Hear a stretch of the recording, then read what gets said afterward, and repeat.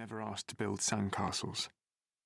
Most of the guests, too, ignored it and were content with the shelter and limited pleasures of the swimming pool. The concrete box structures of the single-story rooms screened us from the surrounding landscape. You could hear the waves lapping lazily against the shore like a snoring guard dog, but we caught only narrow glimpses of the blueness.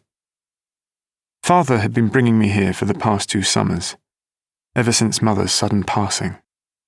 We never came to places such as the Magda Marina when my mother was alive. She did not like the heat. I never saw her in a swimsuit or in sudden surrender closing her eyes at the sun. The coming of Kyrene spring would set her off planning our summer getaways. Once we summered high up in the Swiss Alps, where my body stiffened at the sight of deep, hollow chasms emptied out of the rocky earth. Another time she took us to Nordland in northern Norway, where austere black mountains reflected sharply their splintered peaks on the unmoving waters. We stayed in a wooden cabin that stood alone by the water and was painted the brown red of withered leaves. Round its roof hung a gutter as wide as a human thigh.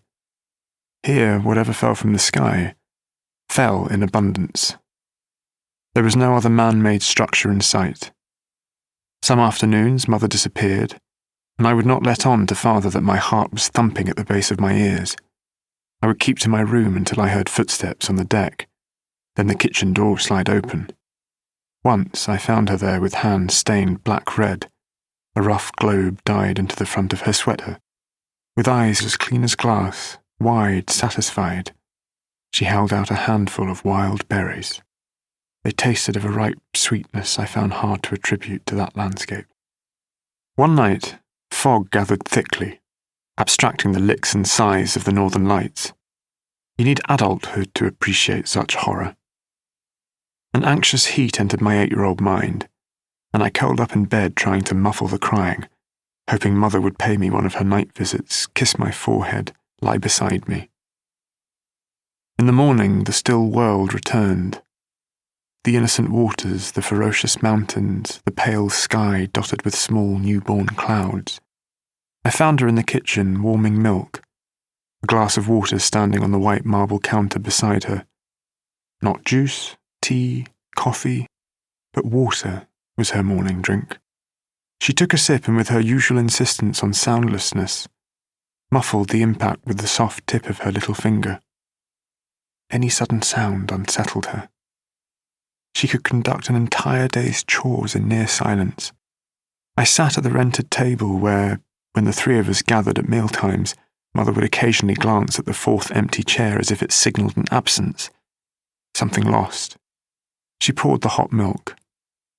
A sliver of steam brushed the air, then disappeared beside her neck. "Why the long face?" she said.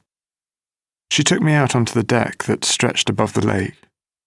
The air was so brisk it stung my throat.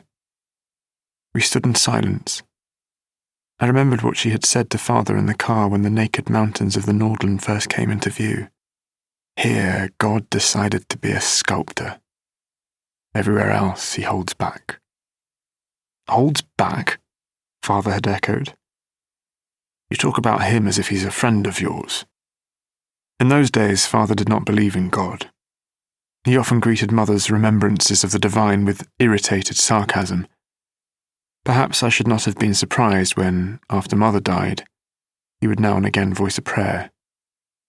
Sarcasm, more often than not, hides a secret fascination. Was it the romance of wood fires, the discretion of heavy coats that attracted my mother to the north and unpeopled places of Europe?